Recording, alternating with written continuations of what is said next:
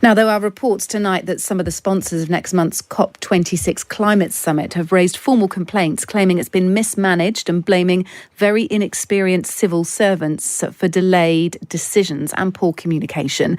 Some of Britain's biggest companies are among those that have put up millions of pounds to sponsor the event. Some sponsors say that there's been a breakdown in relations with the organisers. The Guardian says it's understood that a letter to the organisers written by broadcaster Sky and co-signed by senior leaders from other COP26 sponsors has raised serious concerns. Natalie Bennett is a former leader of the Greens and a Green Party peer. Good evening to you, Natalie. Good evening, Kate.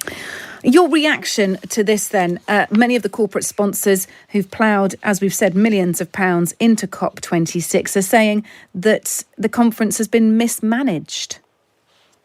Well, I think one of the first things to say, my Twitter feed this evening is full of people going, we didn't know that there are corporate sponsors for COP. I saw that too. I'm surprised at the names of some of those corporate sponsors. But putting all of that to one side, I think this has to be considered deeply concerning in terms of the world is watching.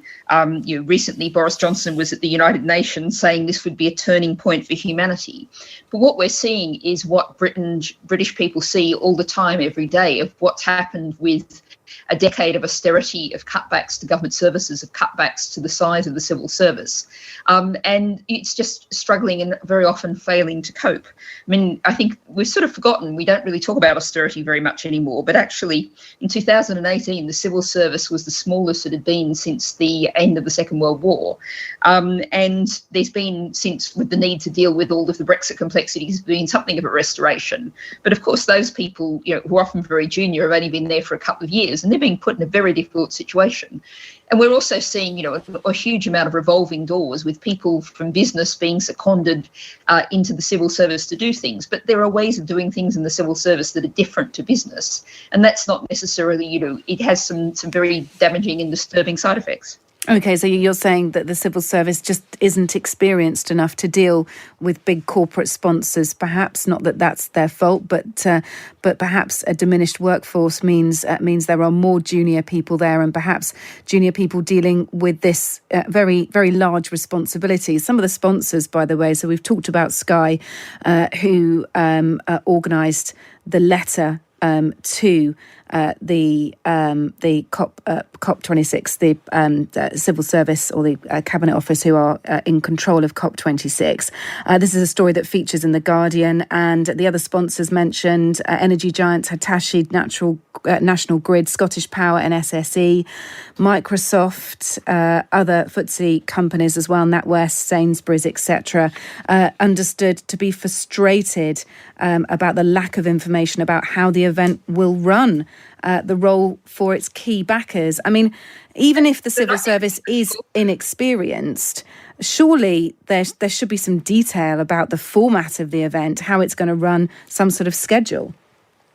Well, I think what we've also got to ask is what's happening with the leadership here, because we all know that sometimes, very junior people are something they're really passionate about. And I've met many of the civil servants who are working on this, and they're, committed, passionate people, many of them.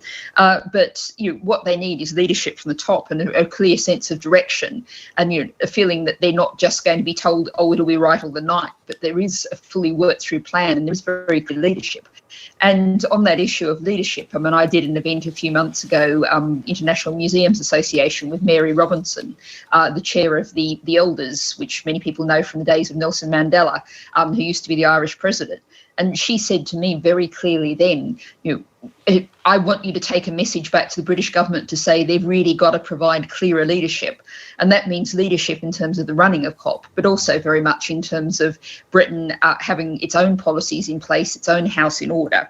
And obviously, in light of the tragedy of Sir David Amess, we've seen what was going to be a big announcement tomorrow postponed on the government's net zero plans, particularly its heat and building strategy.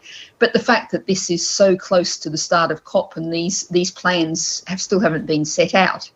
It sometimes seems like the British government sort of thinks that the international community doesn't read our media, doesn't see what's happening in the UK, but it's very, very clear that they do.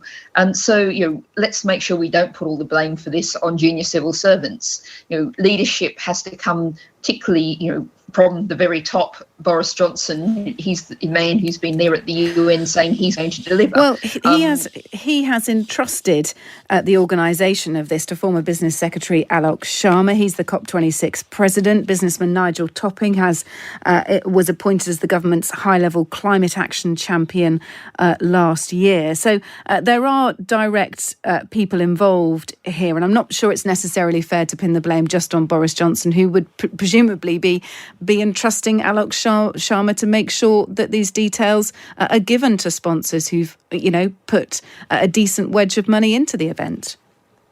Well, I think what we need is British leadership right across the board, and where we can argue about the administrative details, but what we need is really clear leadership and policies from Britain, and that's simply not what we've been getting from a government. We see daily, almost hourly reports of how the Treasury and BEIS, the Business Department, are at loggerheads about how much money is going to go in, about the cost of this.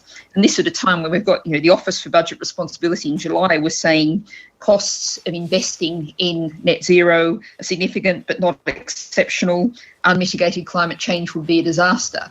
We've got a sense of a government that's at war with itself, hasn't really settled its own arguments, and yet we're going to be going, in a couple of weeks now, going to Glasgow expecting to be world leaders. And if you look back to Paris, the last really big climate triumph where the world agreed to the 1.5 target for not going above that for global warming.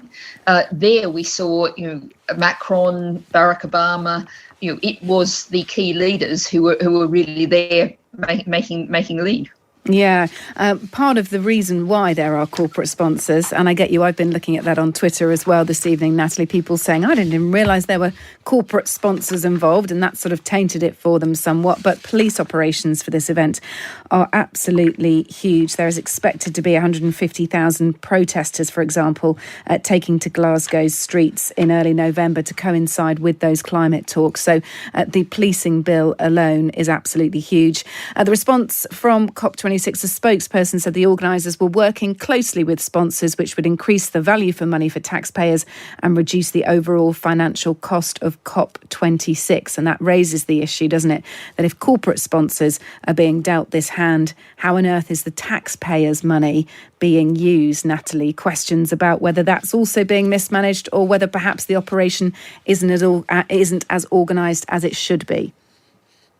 Well, I think what we've got to do is at this point, so close to COP starting, really acknowledge that we have an important place of global leadership, and we can very much hope that, I don't know if what we're going to hear about in terms of the net zero plans, the heat and building strategy, whether those are actually going to be, deliver what's needed, whether they're finalised yet, but we need government to deliver really strong plans on that. We need to start from where we are now. But also, I think it is important to say to people, and I know lots of people are feeling terribly desperate about the current state of the climate emergency, the nature crisis, the state of our world, poverty and inequality, to say that this is all part of a process. This is not an all or nothing kind of situation. I mean, we saw, I can remember I was editor of the Guardian Weekly back in 2009, the Copenhagen talks, which sort of collapsed in disarray. And there was a lot of despair then, and a lot of people took a couple of years to really get going again. We can't afford that now. And I'm confident that whatever happens at COP26 in Glasgow, we won't see that now. There is a huge process in train. The world sees we are in a climate emergency. That's something that's visible to us on a regular basis in the news. And so COP26, we still need to get the best possible COP that we can get in Glasgow, but we also really need to see this as part very much of an ongoing process, not as an endpoint. OK. Appreciate your opinion on that. Natalie Bennett, former leader of the Greens Green Party peer as well. That story in The Guardian, it's a Guardian exclusive. The COP26 corporate sponsors are condemning the climate summit as mismanaged.